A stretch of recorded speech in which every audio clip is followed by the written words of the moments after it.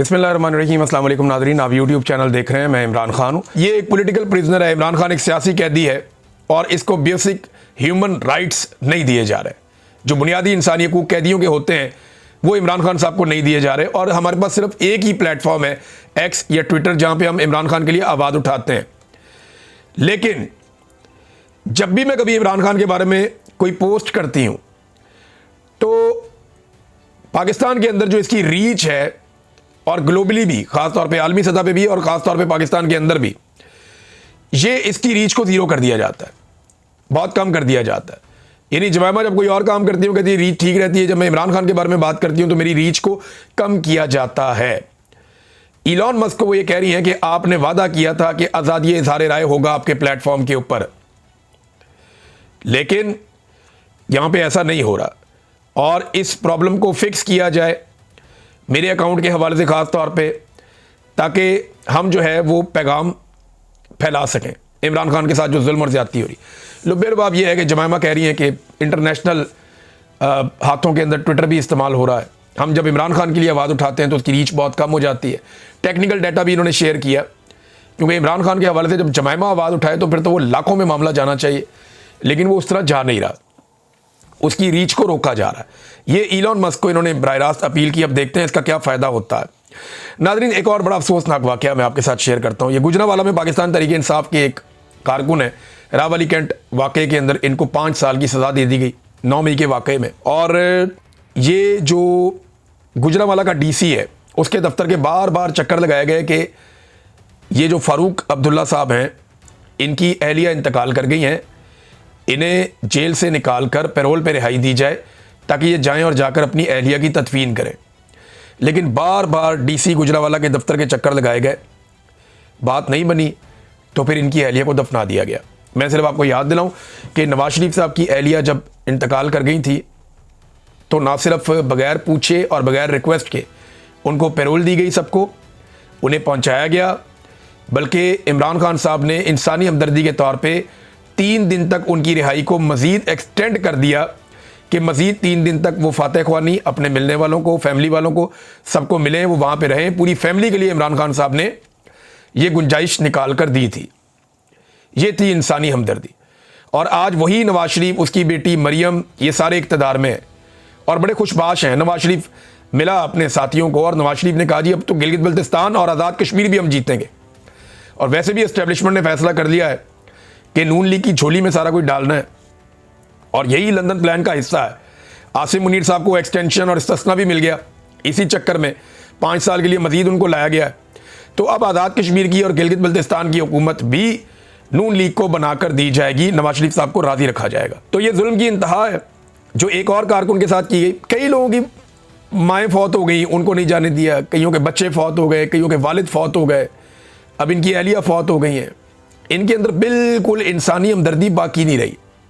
ये लोग इतने जालिम हो चुके हैं कि इन्हें इस बात का भी फिक्र नहीं है कि इन्होंने खुद भी मरना है और एक दिन ये सारे मर जाएंगे। इन्होंने जाके अल्लाह को जवाब नहीं देना। भाई मौलवी नहीं काबू आ रहे तो बाकी कौन काबू आएगा? ये आप देखें ना, यहाँ मौलवियों का मुकाबला चल रहा है।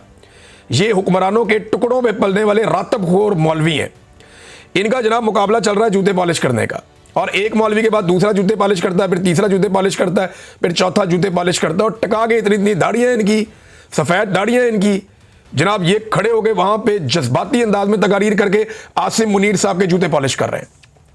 सामने मेहमान खुसूसी आसिम मुनीर साहब बैठे हुए हैं, मौलवी सारे लाइन से बैठाए हुए हैं और वो एक एक करके उठते हैं और आसिम मुनीर साहब के ज़मीन आसमान के कलाबे में लाते हैं तारीफ़ करने में। और वहाँ पे जज के तौर पे किसको बिठाया हुआ है कि कौन सा मौलवी सबसे अच्छी तारीफ़ करेगा, जूते पॉलिश करेगा। जूते पॉलिश करने में आलमी शोहरत याफ्ता शहबाज शरीफ साहब को वहाँ पे बिठाया हुआ है। अब तो आलमी मीडिया भी कहता है ना, मैं तो नहीं कहता, कि शू शाइन बॉय है ये। तो शहबाज शरीफ साहब वहाँ बैठ के अंदाज़ा लगा रहे हैं कि सबसे अच्छे जूते पॉलिश। मौलवियों के अंदर भी मुकाबला चल रहा है।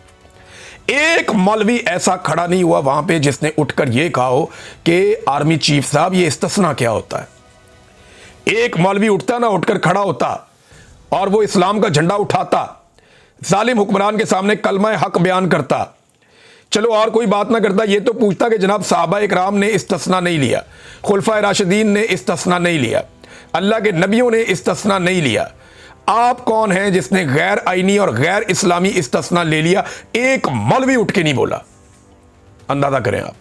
और जो मौलवी इस बारे में बात करते हैं उनको मौका ही नहीं दिया गया। तो ये सारे रातबखोर मौलवी हैं, फ्रडिये मौलवी हैं, दरबारी मौलवी हैं, हुकूमत के टुकड़ों पे पलने वाले मौलवी हैं। इन्होंने हर मर्तबा हुक्मरानों और ताकतवरों के दरवाज़ों पर सजदा किया है।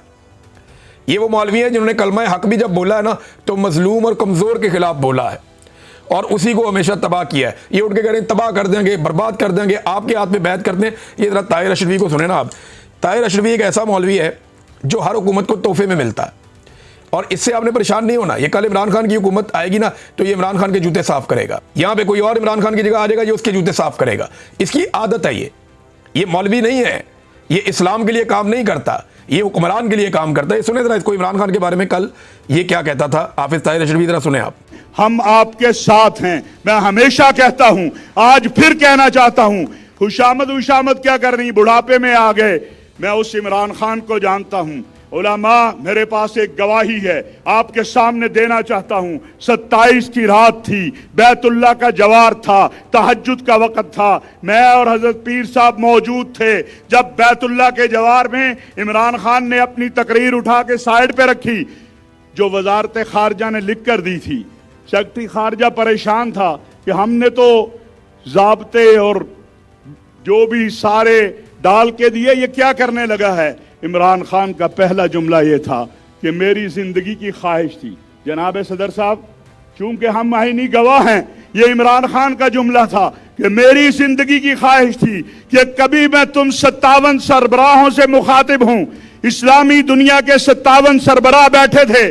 कहा मेरी ख्वाहिश थी मैं कभी तुमसे मुखातिब हो जाऊं और तुमसे एक गुजारिश करूं, एक अर्ज करूं, एक इल्तिजा करूं कि आओ आका की नामूस के लिए आलमी सतह पर कानून साजी करवाएं। अक़वाम मुत्तहिदा के अंदर, ओआईसी के अंदर क्या वो इमरान खान किसी गुस्ताख रसूल, किसी कादियानी नवाज का हामी हो सकता है।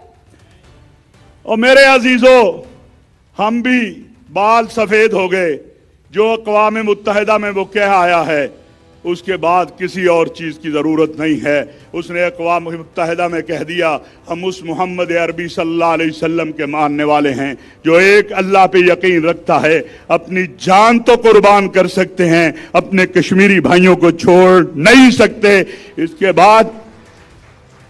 बाद मैं आखिरी बात कह के ख़त्म करना चाहता हूँ। गालियाँ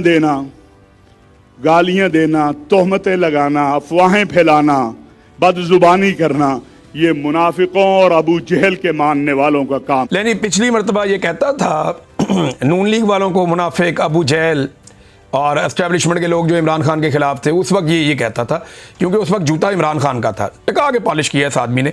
अब देखें, अब ये फिर हुक्मरान के साथ है। ये चेक करें, अब ये इमरान खान के खिलाफ हो गया है। अब तक के लिए इतना ही। अपना ख्याल रखिएगा, अपने इस चैनल का भी। अल्लाह हाफ़िज़।